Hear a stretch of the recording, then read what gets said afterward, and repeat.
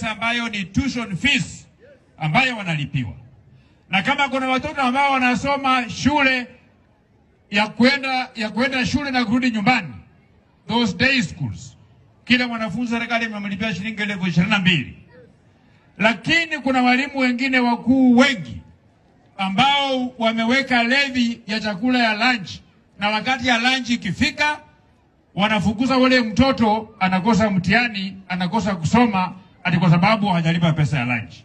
Mimi ningependa kuomba walimu wakuu, vile tunawapigania ili mupate hardship allowance, wakati ya lunch ikifika, kama mtoto hajalipa pesa ya lunch, wacha kwenda kule maharagwe nyumbani, lakini usimfukuze atoke darasani akose kufanya mtihani eti kwa sababu hajalipa pesa ya lunch.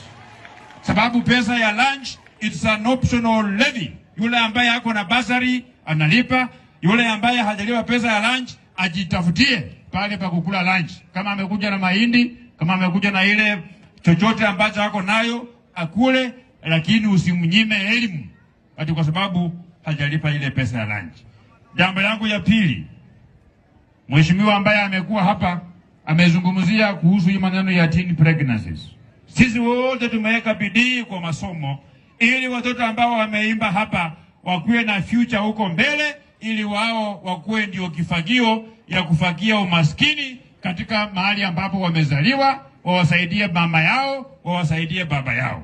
Na wewe ukikuwa mwanaume, kama roho yako inapenda mtu ambaye amevaa uniform, chukua bibi yako wewe mnunulie uniform avae, alafu umpatie mimba hata kama ni mara 10 kwa mwaka. Hakuna mtu atakupeleka kwa popote ya kukushitaki. Iko namna hiyo. Na wewe kama unapenda msijana mdogo ambaye ni mwembamba, kama bibi yako ni mnono, peleka yeye kwa gym, hakuna mwili kama hiyo yangu. Wachana na watoto ya shule kabisa. Na wakiendelea hivi kama hawatawacha, na nimewaambia sio wanaume wengi, waliza fika kama hapa Taita, waliza kuwa kama wanaume kama 10.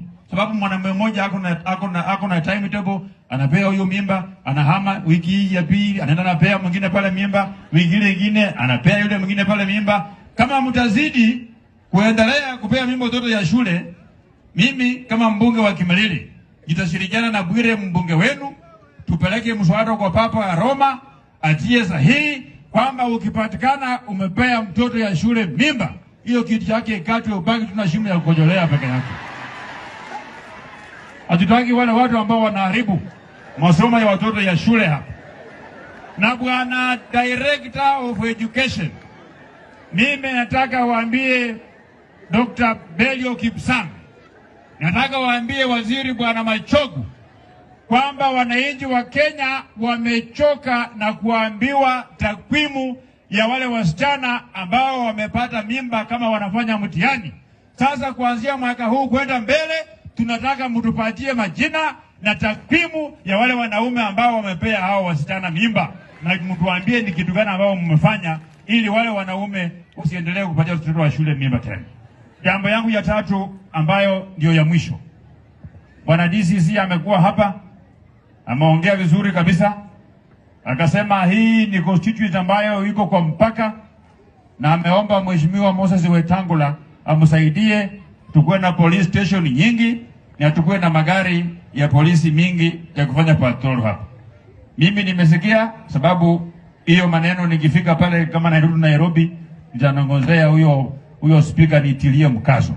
Lakini wewe bwana commissioner, nataka nikupatie mtihani 2 peke yake. Ukipita hiyo tutakuletea magari. Kama utaanguka hiyo magari hatutaleta. Mtihani ya kwanza, hiyo magari ikikuja utumie hiyo magari kutafuta wakora. Usitumie hiyo magari kuhangaisha wananchi hawa ya kuwakamata kuwapeleka police station. Unapata muda huko barabara hako na stress, hako na njaa, anatembea kama mwenye anataka kuanguka, unakamata hadi yeye ni mtu mlevi. Na wewe mwenyewe unakunywa Tusker na Pilsner kwa bar kila siku jioni. Mtu kama hako kwa barabara unakamata yeye hapo. Sasa ile mtihani ukipita kwamba utatumia ile magari kukamata wananchi, tutakuletea magari ya kukamata wahalifu. Swali ya pili ambayo nataka pia upite ile mtihani. Huyu Bwire zamani alikuwa mjumbe ya upinzani, lakini saa hii ni mjumbe wa serikali. Wananchi hawa kidogo tu wengi walipotea wakapigia kura yule mzee. Lakini wale ambao walitupigia na wale hawakutupigia, Sahi Mungu ametuongeleshea. Sahi hawa wote ni wafuasi wa serikali ya Kenya, ni wafuasi ya William Samoei Ruto. Ukiandikisha wale watu wa cash transfer program, sheria inasema ndio mtu wa qualify akuwe na miaka 60. Lakini kwa vile huyu Bwire amekuwa sasa mtu ya serikali, ukiona mama anakuja hata ako na miaka kama 45, mzee yako na 50, kijana yako na 35, lakini kwa sababu ya hali ya kiuchumi anakaa kama wa 70. Usimuulize maswali, muingize tu kwa ile program. Sababu yeye ni mtu ya serikali ya kusonga mbele. Siko namna hiyo watu ya Taita. Waingizwe wasiingizwe kwa ile program, si ndio? Alafu watu ya NIS DCI wanakuchunguza mwili ikirudi, afya ikirudi, wanakutoa kwa program, wanaweka pale mtu mwingine na kwenda pale mbele. Jambo yangu ya mwisho nikienda kuketi chini.